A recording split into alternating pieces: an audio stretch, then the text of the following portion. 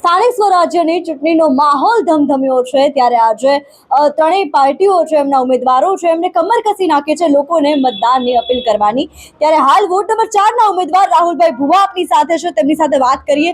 રાહુલભાઈ, લોકોનો રિસ્પોન્સ કેવો છે વોર્ડ નંબર 4 માં? લોકો રાહ જોઈને બેઠા છે રવિવારની। કેવો રિસ્પોન્સ, જ્યાં જાય ત્યાં હાથ ઊંચો કરીને એમ કે રાહુલભાઈ ચિંતા ન કરતા। આ વખતે લોકો ચારે ચાર બટન હાવાણામાં દબાવવા તૈયાર થઈ ગયા છે આ વખતે।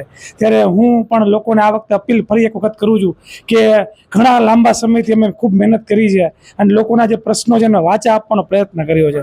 ત્યારે આ વખતે આ રવિવારે 26 તારીખે સવારે 7 વાગ્યાથી મતદાન કરવા લાગજો। અને હું તો લોકોને એ વિનંતી કરું છું, 11 વાગ્યા સુધીમાં હાવાણાના ચારે ચાર બટન દબાવી દેજો। આમ આદમી પાર્ટીના ક્રમાંક નંબર 1 અવનીબેન જાગાણી, ક્રમાંક નંબર 10 રાહુલભાઈ ભુવા, ક્રમાંક નંબર 11 રિદ્ધિબેન મટારી અને ક્રમાંક નંબર 13 હાર્દિકભાઈ રાબડિયાને આ વખતે આપના ચારે ચાર કિંમતી મત આપી અને વિજય બનાવો એવી હું રાજકોટના લોકોને, વોર્ડ નંબર 4 ના લોકોને વિશેષ અપીલ કરું છું। એક વખત આપ આ વખતે સાવાણાના મત આપી, ઝાડુને મત આપી અને ખરેખર નેતા કેવા હોવા જોઈએ એમની વ્યાખ્યા બદલાવી અમે દેશું અને સામાન્યમાં સામાન્ય આપનો કોઈ પણ પ્રશ્ન હશે એ સોલ્વ કરીને આપશું। તો ફરી એક વખત રાજકોટના વોર્ડ નંબર 4 ના લોકોને હું આપના સિટી ન્યૂઝના માધ્યમથી અપીલ અને વિનંતી કરું છું કે આ વખતે એક મોકો મળ્યો છે, એક તક મળ્યો છે અને આ તકને ઝડપી લેજો, આ મોકાને ઝડપી લેજો અને મતદાન અવશ્ય કરજો। આપણે ક્યાંય એવું ન થાય, આળસ ન થાય, તડકાને કારણે કદાચ મતદાન ન કરવા જાય તો એવું ન કરતા ઘણા બધા લોકો રાહ જોઈને બેઠા છે કે સારું નેતૃત્વ મળે વિસ્તારને, સારા નેતા મળે।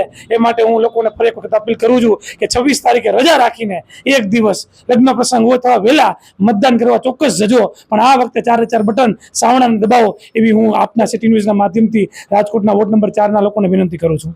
આપનો ખૂબ ખૂબ આભાર। તો આ હતા આપણી સાથે વોર્ડ નંબર 4 ના આમ આદમી પાર્ટીના ઉમેદવાર રાહુલભાઈ ભુવા કે જેમની સાથે આપણે વાત કરી। તો હવે જોવાનું છે કે આ વર્ષ 2026ની ચૂંટણીમાં કોની સરકાર જીત મેળવે છે।